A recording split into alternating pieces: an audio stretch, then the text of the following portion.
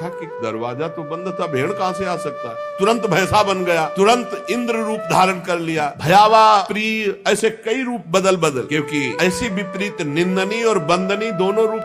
राधे राधे भक्तों, श्री परम पूज्य श्री प्रेमानंद जी महाराज जी के दिव्य वचन व सत्संग को सुनने के लिए हमारे चैनल को सब्सक्राइब करें और कमेंट में राधे राधे जरूर लिखें। और इस सत्संग को बीच में छोड़कर इस सत्संग का अपमान न करें। जो गुरुदेव भगवान के वाणी व मुख से निकलता है वो हम आप तक पहुंचाने का प्रयास करते हैं। दोस्तों, इन्हीं दिव्य वाणी को सुनने के लिए हमारे चैनल को अभी तुरंत सब्सक्राइब करिए और कमेंट में राधे राधे जरूर लिखिए। राधे राधे। धारण कर रहा है, दुर्गति को प्राप्त हुआ, और पापी को भी भगवत प्राप्ति कराने में समर्थ है भगवत चर्चा। नारद जी ने कहा इसका कोई उदाहरण दिया जाए तो ज्यादा समझ में आ जाए, तो उनका हम तुम्हें एक प्राचीन इतिहास सुनाते हैं। पूर्व काल में तुंगभद्रा नदी के तट पर एक अनुपम नगर बसा हुआ था। उसमें सभी वर्णों के लोग अपने अपने धर्माचरण करते, सत्य में तत्पर रहते थे। उस नगर में समस्त वेदों का ज्ञाता, श्रौत स्मार्त कर्मों में निपुण एक ब्राह्मण रहते थे जिनका नाम था आत्मदेव। तेज तो ऐसा था मानो दूसरे सूर्य भगवान ही हो। ब्राह्मण तेजस्वी, वैदज्ञ, सत्कर्म अनुष्ठान करने वाला, और कभी उसके दरवाजे से कोई भिक्षुक वापस नहीं लौटा। इतना उदार हृदय वाला, देगा ही कुछ न कुछ। पर पूर्व प्रारब्ध के अनुसार उनकी जो पत्नी थी उनका नाम था धुंधुली।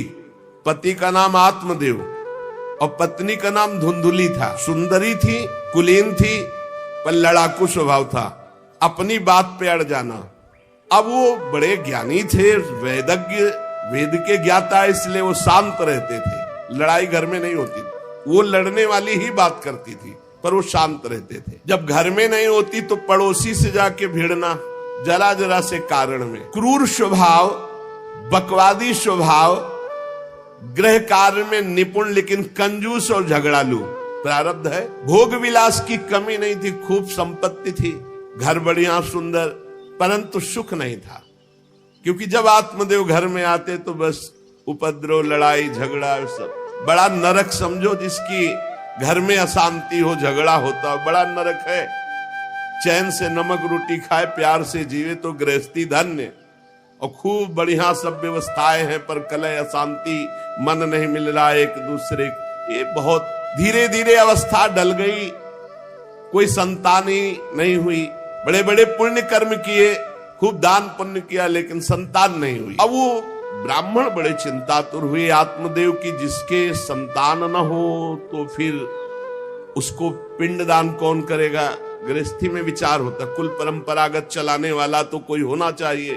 अब वो बड़े चिंतातुर हुए, हर उपाय करके हार गए थे। तो एक दिन उनके मन में आया कि एकांत जंगल में चलते और अपने प्राणों को त्याग देते हैं, क्योंकि घर में जाओ तो कलह है, न कोई संतान है। अब क्या, सब कुछ करके देख लिया, बुढ़ापा आ रहा है, पुत्र तो हुआ नहीं, तो कम से कम पुत्र होता तो कुल परंपरा चलाने। अब क्या, वो ऐसी भावना में थे कि जीवन व्यर्थ है, जंगल को चल दिए। उधर एक सरोवर में प्यास बुझाने के लिए एक महान संत आ रहे थे। जब कोई धर्मात्मा पुरुष दुखी होता है तो भगवान अव्यक्त रूप से संतों से मिला देते हैं। वो सन्यासी महात्मा थे। ब्राह्मण देखा कि वो जब जल पी चुके तो जाके साष्टांग दंडवत किया, शास्त्रों का ज्ञान था, हाथ जोड़कर खड़े हो गए। तो कथम रोदसी विप्रत्वम काते चिंता बलियसी वदतम सब्बत सत्वरम मह्यम स्वस्थ दुखस्य कारणम। ये लंबी लंबी सांसें खींच रहे हो, उदास खड़े हो, दुखी दिखाई दे रहे हो। देखने से तो लगता है कि तुम ब्राह्मण हो, क्योंकि तेजस्वी हो। क्या चिंता है तुम्हारी जो तुम जल्दी जल्दी श्वासें खींच रहे हो लंबी, और दुख प्रकट कर रहे हो। ब्राह्मण ने कहा, महाराज आखिरी उपाय आप हैं। वैसे तो मैं बताऊं, अपने जीवन से निराश हो चुका हूं, आपको देखा तो आशा बन गई। पूर्व जन्म का कौन सा प्रारब्ध मुझे पता नहीं, पर संतान योग नहीं। अब मेरे पितर गरम गरम आंसू चिंता जनित छोड़ रहे हैं, क्योंकि पिंडदान करने वाला हमारे कुल में कोई नहीं रहा, संतानें नहीं उत्पन्न हुई। बहुत दुखी हो गया हूं। सही बताऊं, मैं आम प्राण त्यागने आया हूं जंगल में। मेरा मन मुझे धिक्कारता है कि तुम्हारा सब कुछ बेकार जब संतान नहीं। और यहां तक कि मैं जिस गाय को पालता हूं वो भी बछड़ा नहीं देती, वो भी बांझ हो जाती है। यहां तक कि जो पेड़ लगाता हूं उसमें भी फूल फल नहीं आते। कितना मैं दुर्भागी हूं, बड़ा भागा हूं। अब मैं अपने प्राण त्यागने आया हूं। और फूट फूट कर रोने लगे। संत का हृदय बड़ा करुणा में होता है। संत चाहे तो नवीन प्रारब्ध तत्काल रच सकते हैं, क्योंकि भगवान के भजन में अपार सामर्थ्य है। उन्होंने अपनी दिव्य दृष्टि से देखा, कहा आत्मदेव ब्राह्मण, पुत्र का मोह तो छोड़ दो, आप विवेक का आश्रय लो, भजन करो। मैं तुम्हारी रेखा को देख रहा हूं, एक जन्म नहीं 7 जन्म तक कोई संतान है ही नहीं।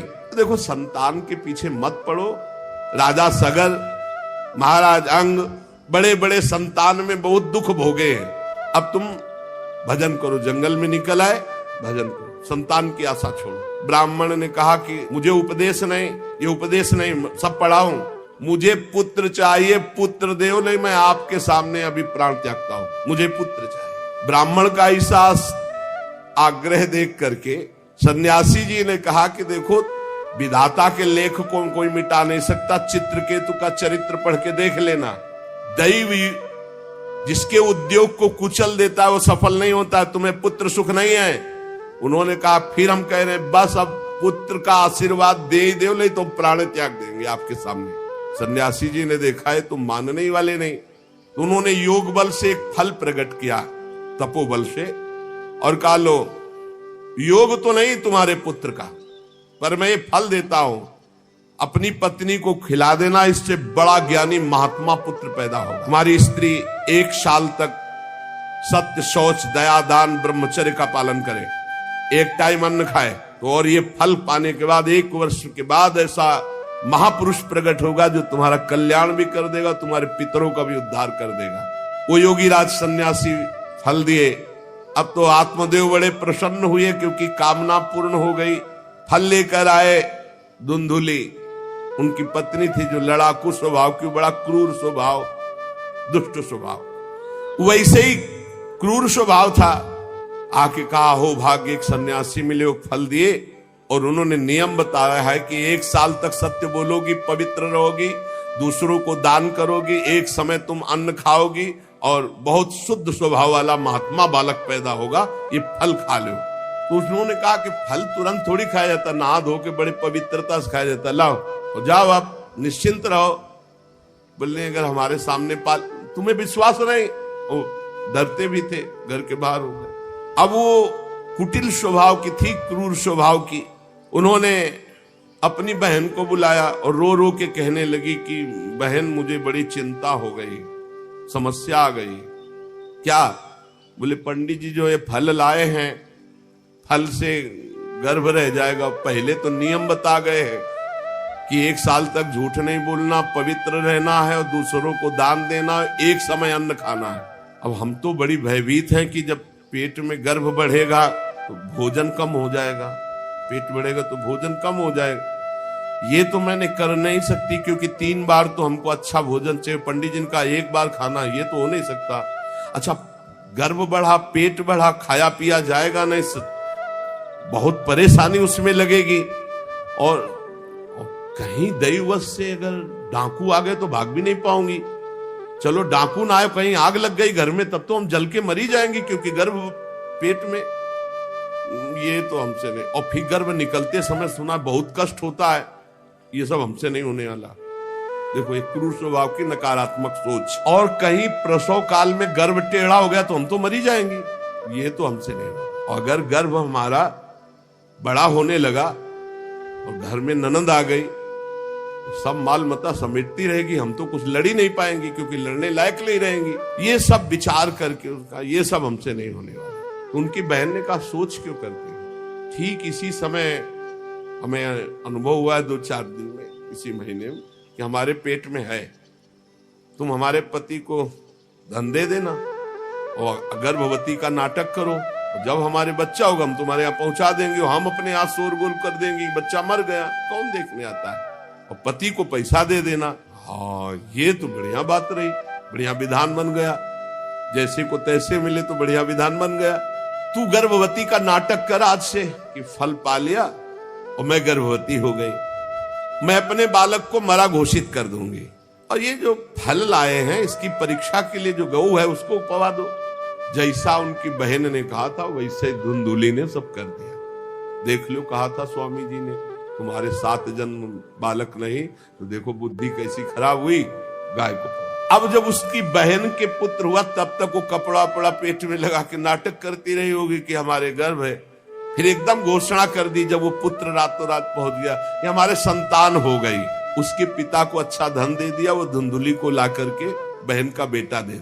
आत्मदेव तो बहुत आनंद हो गए, जान न जाए नारी गति भाई। उनको क्या पता कि घर में क्या रहस्य हुआ, वो तो बहुत सुखी हो गए कि संत भगवान के द्वारा दिए हुए फल से हमारे पुत्र हो गया। बड़ा आनंद, बड़ा उत्सव मनाया। बालक के जात कर्म संस्कार कराए, खूब दान पुण्य किया, मांगलिक कृत्य किए। धुंधुली ने अपने पति से कहा कि पता नहीं क्या कारण है, मेरे वक्षा स्थल में दूध तो है नहीं, और अभी नया बालक है, बिना माँ के दूध के जीवित नहीं रहेगा। तो हमारी बहन के बालक हुआ था, पधार गया है, उसको बुला ले क्या? अरे उन्होंने कहा बिल्कुल बुलाओ, हम और पैसे देंगे, स्वागत करेंगे, हमारा बच्चा पुष्ट होना चाहिए। बहुत बुद्धि लगाते हैं क्रूर स्वभाव के लोग, कैसा एकदम फिट कर लिया विधान। अब उसको बुला लिया बालक का पालन पोषण करने के लिए पैसे के, और वो असली माँ तो वही है ही है। पुत्र की रक्षा के लिए जो जो कहा आत्मदेव ने, वो सब स्वीकार कर लिया। 3 महीने इस बालक के व्यतीत होने के बाद, उन्होंने कहा था 1 साल बाद होगा, 3 महीने व्यतीत होने के बाद गौ के बच्चा हुआ मनुष्याकार, केवल कान गौ के, पूरा मनुष्याकार, सर्वांग सुंदर, दिव्य तेजो में स्वर्ण की सी कांति। क्योंकि वो योगी के तप का, ब्राह्मण देवता नाच पड़े कि भगवान जब दिए तो कितना आनंद, घर में भी बच्चा और गौ के भी बच्चा ही हुआ। खूब संस्कार करके मंगल दान, बड़े प्रसन्न है। सब लोग कहते हैं आत्मदेव का देखो कैसा भाग्य बदला कि घर में भी पुत्र हुआ, गौ के भी पुत्र हुआ, बछड़ा नहीं, केवल कान भर। कैसे आश्चर्य की बात, दिव्य बालक उत्पन्न हुआ। पर इस गुप्त रहस्य का किसी को पता नहीं। आत्मदेव ने देखा कि बालक पूरा मनुष्याकार, केवल कान, गाय के, तो नाम रखा गोकर्ण। और धुंधुली ने किसी शास्त्रीय पद्धति से नहीं, अपनी पद्धति से, हमारा नाम धुंधुली तो हमारे लड़के का नाम होगा धुंधकारी, उसका नाम रखा धुंधकारी। कुछ काल व्यतीत हुआ, दोनों जवान होने लगे। गोकर्ण में पूर्ण वैदिक सिद्धांत, धर्म पूर्वक, बड़े ज्ञानी महात्मा, और धुंधकारी पूर्ण दुष्ट। शौचाचार का तो नाम भी नहीं था पवित्रता का धुंधकारी में। खान पान पशुओं वाला, क्रोध नाक में चढ़ा, गंदी वस्तुओं से प्यार करने वाला, बहुत ही गंदा स्वभाव। चोरी बचपन से, द्वेष, पीट देना, लड़ाई करना, ये उसका चलते स्वभाव। दूसरों के खेती में आग लगा देना, घरों में आग लगा देना, गौशाला में आग लगा देना। जैसे किसी का बालक खेल रहा है, आसपास देखा कोई, उठाया कुएं में फेंक दिया। बड़ा दुष्ट स्वभाव। और बड़ा हुआ हिंसक स्वभाव, अस्त्र शस्त्र धारण करके। जैसे कोई अंधा जा रहा है तो आओ बाबा तुम्हें रास्ता बता दो, कुएं में जाके ढकेल देता है। बहुत ही गंदा स्वभाव, दुष्ट स्वभाव। अब वो शिकार करने लगा पशुओं का और मांस खाने लगा।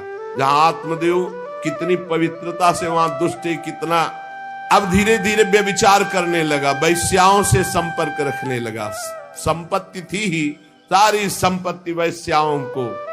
एक दिन पिता ने कहा आत्मदेव ने कि तुम्हारे आचरण इतने आसुरी प्रभाव के, हमें लगता है कि तुम हमारा सर्वनाश करने के लिए प्रकट, ये क्यों करते हो? तो खूब गिरा गिरा के मारा आत्मदेव को। सन्यासी की बात अब याद आई कि तुम्हारे भाग्य में पुत्र सुख नहीं है। खूब मारा आत्मदेव को।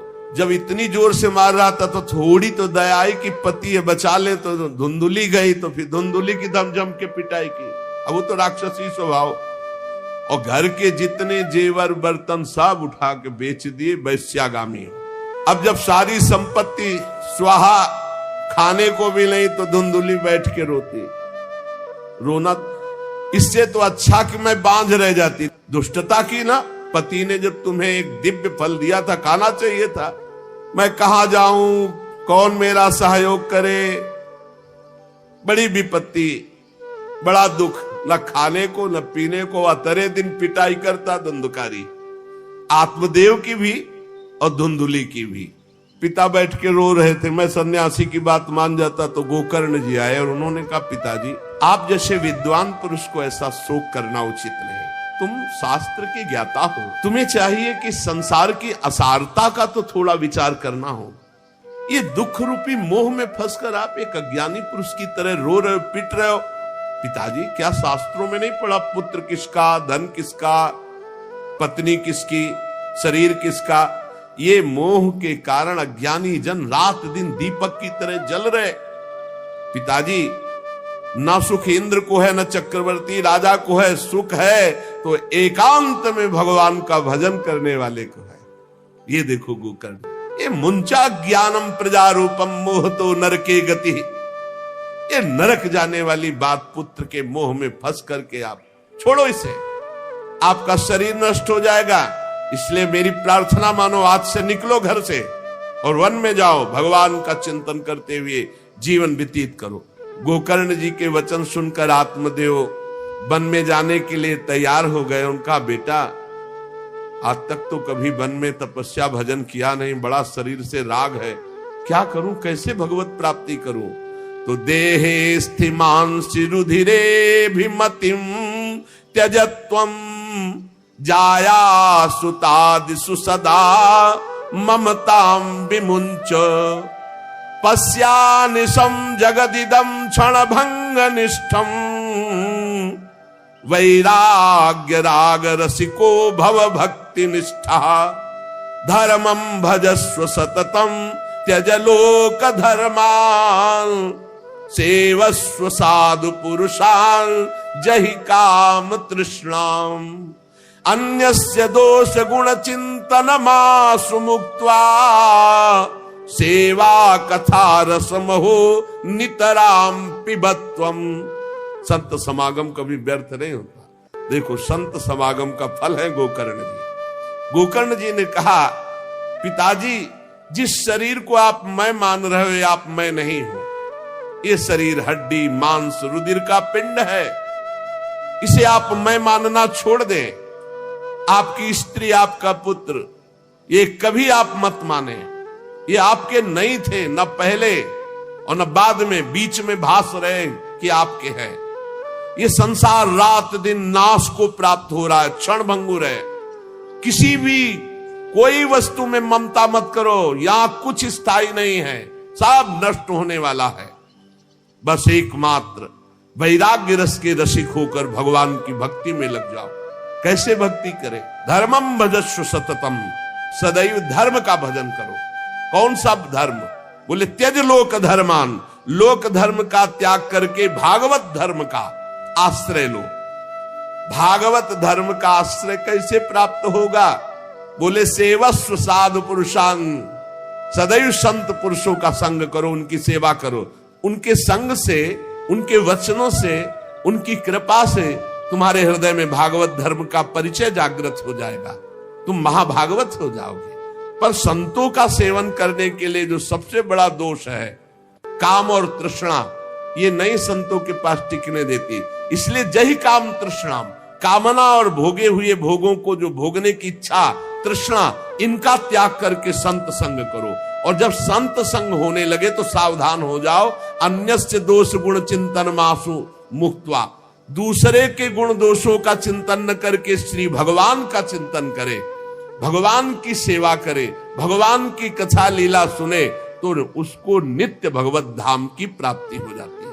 हे पिताजी, शरीर से मैंपन छोड़ दीजिए और शरीर संबंधियों से मेरापन छोड़ दीजिए और भागवत धर्म का आश्रय लेकर संत समागम कीजिए। सदैव संतों की सेवा, भगवत सेवा, नाम जप, लीला कथा, श्रवण गायन, इसी से भगवत प्राप्ति हो जाएगी। बस उसी समय गोकर्ण को मन से प्रणाम करके कि भगवान गुरु रूप से इसी रूप में आकर मुझे उपदेश दे रहे, उसी समय आत्मदेव जी ने तो घर छोड़ दिया और वन की यात्रा की। 60 वर्ष की आयु हो चुकी थी, पर ज्ञान था शास्त्रों का। बड़ी निष्ठा से अपनी बुद्धि को समेटा संसार से और रात दिन भगवान के चिंतन में लगा दिया। भगवान के चिंतन और भागवत के 10वें स्कंद का रोज पाठ पूरा, जो भागवत का 10वां स्कंद श्री कृष्ण लीला चरित्र से भरा हुआ है, पूरा पाठ और निरंतर नाम जप, इसके प्रभाव से श्री कृष्णचंद्र की प्राप्ति हुई, गोकर्ण जी के उपदेश से आत्मदेव की। अब जब पिता वन को चले गए तो और छूट, वैसे मानता तो था ही नहीं पर और छूट हो गई। अब धुंधकारी ने उठाई लाठी डंडा, जो धुंधुली की डट के पिटाई की और कहा बता धन कहाँ है। अब जितना धन था तो सब ले गया। फिर जलती हुई लकड़ी लुकाठी, उससे बता धन कहाँ है। किसी तरह वो छूट पाई तो भागते हुए जाकर कुएं में गिरकर अपने शरीर को नष्ट कर दिया कि रोज की पिटाई से अच्छा एक बार दुर्गति को प्राप्त हुई। धुंधुली दुर्गति को प्राप्त हुई, पति आत्मदेव श्री कृष्णचंद्र को प्राप्त हुई। योगनिष्ठ गोकर्ण जी ने जब देखा कि धुंधकारी का आतंक बढ़ रहा है तो उन्होंने छोड़ दिया। जो ज्ञानी पुरुष होते प्रपंच नहीं स्वीकार करते, उनको कोई सुख दुख इससे नहीं, उदासीन भाव से तीर्थ यात्रा को निकल गए। धुंधकारी ने 5 वैश्याओं को अपने संग में रखा, सब नौजवान वैश्याएं। अब उनके लिए पशुओं का मांस चोरी करके उनकी मनोकामनाएं पूरी करना। बुद्धि भ्रष्ट थी, आचरण भ्रष्ट थे, क्रूर कर्मा। एक दिन उन वैश्याओं ने कहा कि हमको तो हार नहीं पहनाया आज तक, कामना होती। अब 5 को हार लाने के लिए तो बहुत रुपया चाहिए। मौत की भी उसको कोई भय नहीं रह गई थी। वो जिसको देखता काट करके जो मिलता धन एकत्रित करके 5 के लिए सुंदर आभूषण हार। अब हिंसा में उतरा जो, तो उसके लिए क्या। स्त्रियों ने सोचा कि नित्य नवीन चोरी करता है, आज हमने हार के लिए कहा तो 5 के लिए व्यवस्था कर दिया। पकड़ा जाएगा, जब ये पकड़ा जाएगा तो राजा इसे फांसी देंगे तो हमको भी 5 को फांसी मिलेगी। मरना तो है ही है ना इसे। 5 ने विचार किया मरना तो है ही, राजा फांसी देगा तो हम ही फांसी दे देते हैं तो कम से कम हम तो बच जाएंगे। बुरे कर्म का बुरा ही परिणाम होता है, कुछ भी कोई कर ले। धुंधुली कुएं में शरीर त्याग करके दुर्गति को प्राप्त हुई। ये जब जिन वैश्याओं के लिए प्राणों की बाजी लगा करके सब कुछ ला रहा, जानते उनका प्लान क्या बना कि ये चोरी करता है, पकड़ा जाएगा, फांसी की सजा होगी, मारा ही जाएगा। और जब ये पकड़ा जाएगा तो हम भी पकड़ी जाएंगी, तो फांसी की सजा इसको होगी तो वही हम दे देती है तो हम तो बच जाएंगी। और सारा धन लेके रात्रि में निकल लेंगी 5 ने गुप्त रूप से ऐसा संकल्प बना लिया। धुंधकारी सो रहा था, 5 गए। अब 5 हैं, हाथ पैर 4 ही तो है, पैर 2 और 2 हाथ, 4 उसमें लग गई और एक जो है रस्सी से पूरा चारपाई पे बांध दिया। और जब उसकी आंख खुली तो रस्सी गले में डाल करके फांसी लगा रही पड़े पर वो बहुत पापी आदमी, जल्दी मरने वाला तो था नहीं, खूब गला दबाया। अब बड़ी चिंता हुई वैश्याओं को कि अगर मरेगा नहीं तो हमें काट डालेगा ये। तो रसोई से जो कोयला जला हुआ आग था उसके मुंह में बगार बगार के शमशी से, अरे पापी की बहुत दुर्गति होती। दहकते हुए अंगारे उसके मुंह में और खूब कस के गला दबा, छटपटा कर पीट पीट के मार डाला धुंधकारी को। और उसके शरीर को वहीं घर में एक गड्ढा बना के 5 ने गाड़ दिया। और वो सारा माल मता पैसा सब कुछ उनको पता था।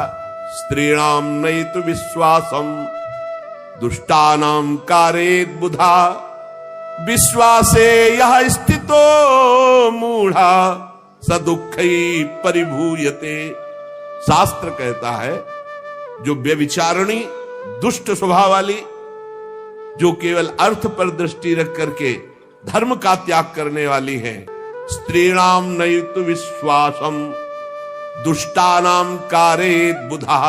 ऐसे दुष्ट आचरण, चाहे स्त्री चाहे पुरुष, ऐसे दुष्ट आचरण वाले को कभी विश्वास में नहीं, विश्वास पात्र नहीं बनाना चाहिए। और दूसरी बात करें, विश्वासे या स्थितो मूढ़ा सा दुखा परिभूयते।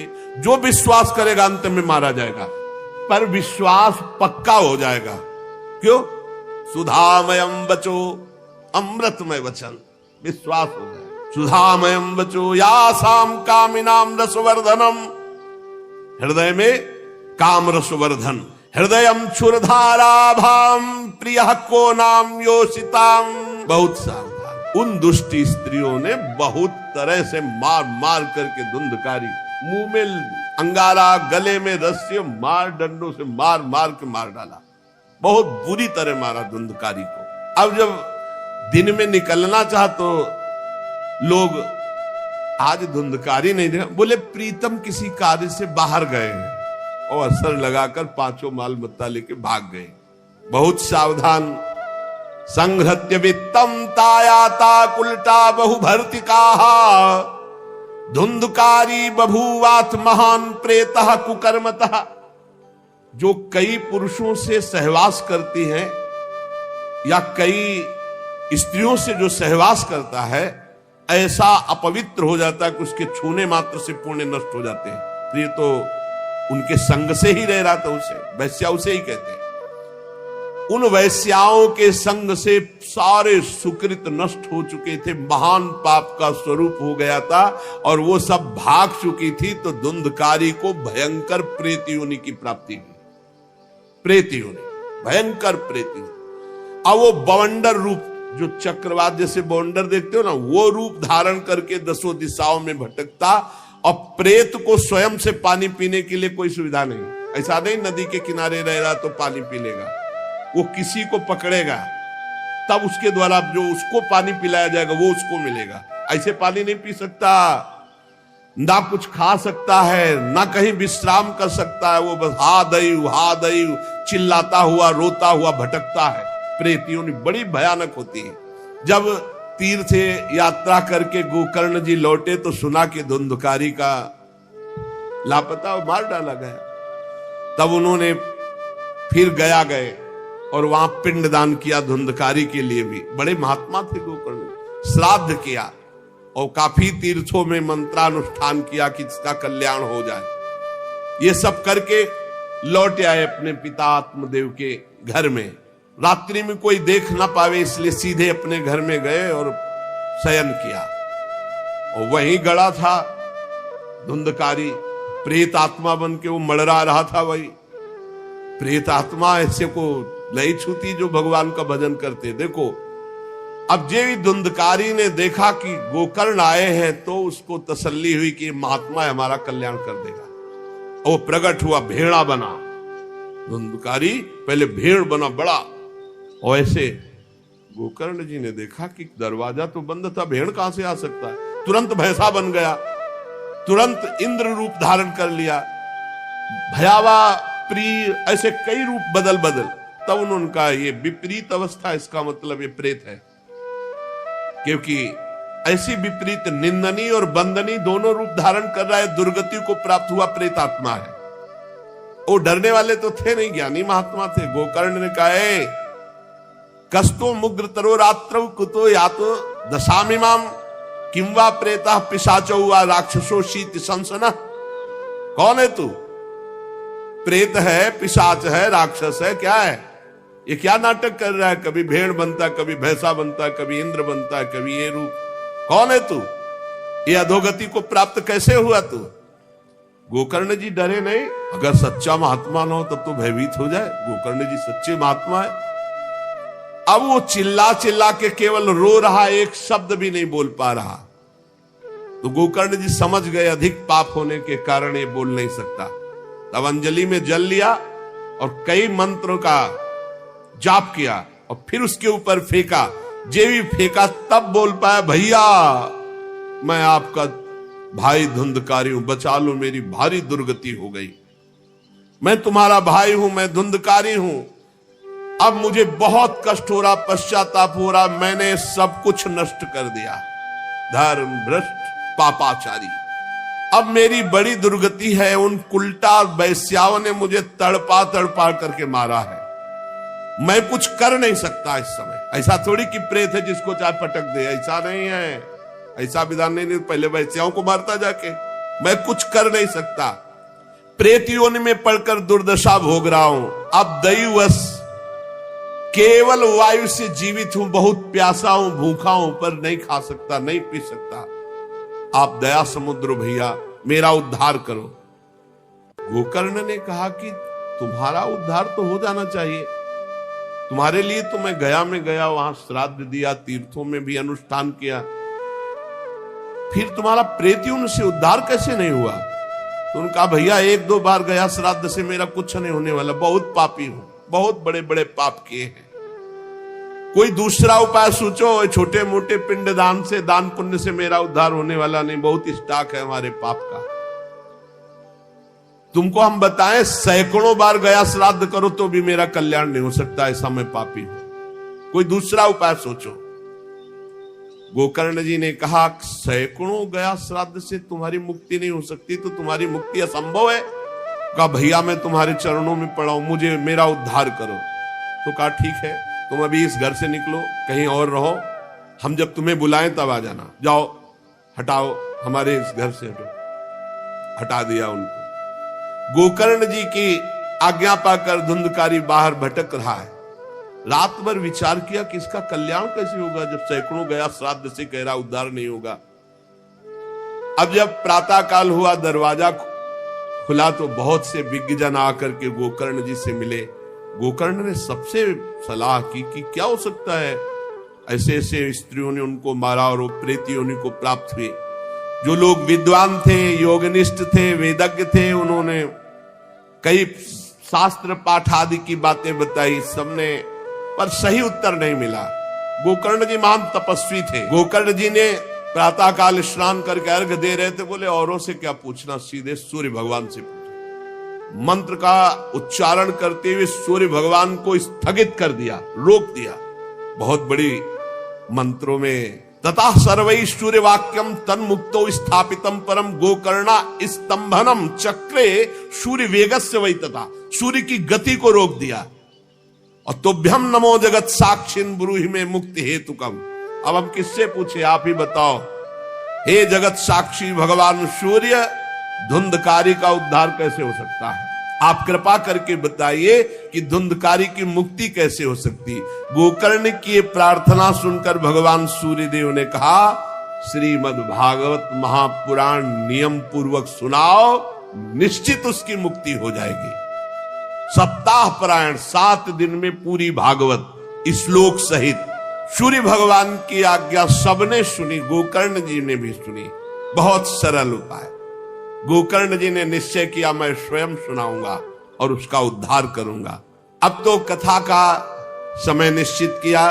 बहुत से लोग कथा सुनने के लिए वहां पहुंचे। जब सुना कि भगवान की कथा सब पापों का नाश कर देती है, तो बहुत से लोग, पापी पुण्यात्मा जो भी, सबको बैठने की उचित व्यवस्था की गई। एक 7 गांठ का बांस जो सीधा आवाहन किया धुंधकारी का और कहा इस पे बैठ जा, तू भी कथा सुन। तो सीधे 7 गांठ के बांस पर धुंधकारी जाकर के बैठ गया, छिद्र में वायु रूप होकर, क्योंकि बाहर कहीं स्थित नहीं रह सकता, चलायमान तो बैठना है। गोकर्ण जी ने एक वैष्णव को मुख्य श्रोता बनाया और प्रथम स्कंद से स्पष्ट स्वर में कथा सुनानी प्रारंभ की, श्लोक और अर्थ। सायंकाल को विश्राम दिया तो एक बड़ी विचित्र बात हुई। सभासदों के देखते देखते एक बांस में तड़ तड़ की आवाज हुई, एक गांठ फट गई। दूसरे दिन कथा हुई, दूसरी गांठ, तीसरे दिन तीसरी गांठ, 7 दिनों में 7 गांठें फाड़ करके धुंधकारी परम पवित्र दिव्य रूप, भगवत पार्षद रूप धारण करके प्रकट हो गया। धुंधकारी का श्याम वर्ण पीतांबर धारण के, तुलसी की माला, सिर पर मनोहर मुकुट, कानों में कमनी कुंडल, सामने आकर गोकर्ण को प्रणाम किया और कहा, भाई अब मैं भगवत पार्षद बन गया, प्रेत योनि से मुक्त। 7 दिन में भयंकर पापात्मा धुंधकारी श्री भगवान की चर्चा सुनने के कारण भगवत स्वरूप हो गया। ओहो, कितना प्रेत पीड़ा मैं सह रहा था, एकमात्र श्री कृष्णचंद्र की लीला कथा सुनने मात्र से मैं भगवत स्वरूप हो गया हूं। भैया मैं कैसे आपका उपकार, मैं निंदनीय से निंदनीय पाप कर्म करने वाला कैसा उज्जवल स्वरूप प्राप्त कर लिया।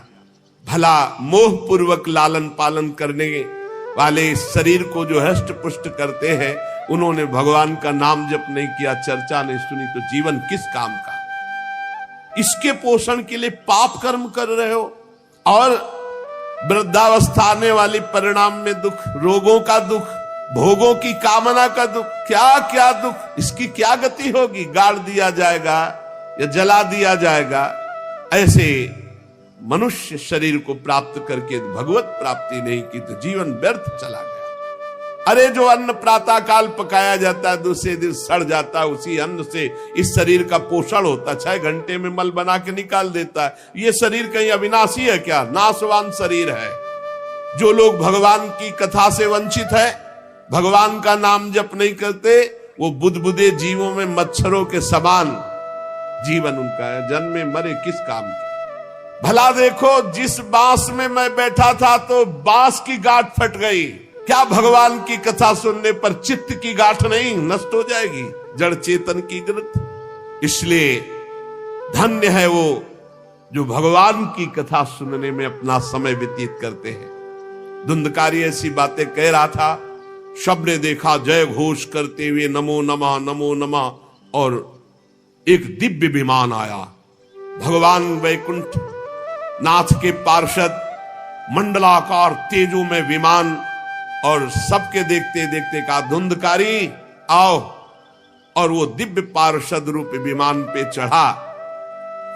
जब विमान पे चढ़ के जाने लगा तो गोकर्ण जी ने रोक दिया, रुको, ये क्या? कथा तो शास्त्रों लोगों ने सुनी, तो आपको शास्त्रों विमान लाना चाहिए और सबको बैठाल कर ले जाना चाहिए, क्योंकि हमारे सुनाने में कोई भेद नहीं था और ये सुन भी सब ध्यान से रहे थे। तो भगवत पार्षदों ने कहा, आपके सुनाने में कोई भेद नहीं था, पर सुनने में भेद हो गया है, श्रवण भेद हो गया।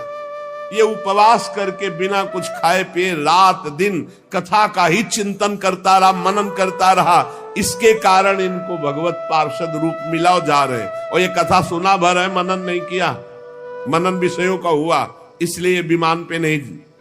ये निराहार रहकर 7 दिन में चर्चा सुनता और रात भर उसी का चिंतन करता, उसके प्रभाव से परम पद का अधिकारी हुआ। इसलिए जो मननहीन है, जिनको गुरु वचनों पर विश्वास नहीं है, जो कथा में चित्त की एकाग्रता नहीं है, वो फल भेद हो गया, वो भगवान के दिव्य धाम में एक बार में नहीं जा सकते। गोकर्ण जी आपको तो लेने के लिए स्वयं गोलोक बिहारी आएंगे, यूं कह करके विमान अंतर्ध्यान हो गया, अर्थात चले गए। गोकर्ण जी ने समस्त श्रोताओं से कहा, बिना तुम्हें विमान में बैठा ले मुझे चैन नहीं। सावन के महीना में हम फिर अनुष्ठान करेंगे, सब लोग कथा सुनो और सच्चे नियम से रहो, उसका मनन करो। ऐसा ही किया, सब लोग उपवास करके अल्पाहार करके कथा सुने, और जे ही 7 दिन में कथा की समाप्ति हुई तो भगवान के बहुत से पार्षद विमान लेकर आए, और जितने कथा सुनने वाले थे सबको परम धाम ले गए। और भगवान ने गोकर्ण जी को स्वयं गोलोक बिहारी हृदय से लगाया, जे भी हृदय से लगाया तो गोकर्ण भगवत स्वरूप हो गए। वही किरीट श्यामवर पीतांबर धारण किए हुए, कुंडल आदि से विभूषित। यहां तक कहते हैं कि उस कथा में सुनने में जो कुत्ते भी बैठे थे, वो भी गोकर्ण जी की दृष्टि पड़ने पर विमान पर बैठकर भगवत धाम को गए। भक्तवत्सल भगवान श्री कृष्ण इतने गोकर्ण जी पर प्रसन्न हुए कि तुमने सबको कथा सुनाकर मंगल अनुष्ठान। इसलिए गोकर्ण जी जिस जिसको चाहा, मालूम कथा सुनकर कुत्ता मनन तो नहीं कर सकता, लेकिन गोकर्ण जी ने मनन किया कि ये कुत्ता भी कथा में बैठा था, इसका भी भगवत उद्धार हो जाए। ये आप इसीलिए आसपास जो ये जीव जंतु सब भगवत स्वरूप हो जाते हैं। बड़े बड़े सिद्धों को जो गति नहीं मिलती।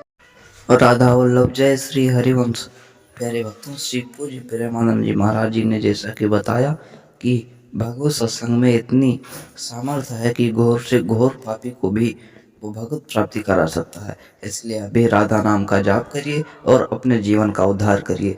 जय श्री हरिवंश। राधे राधे।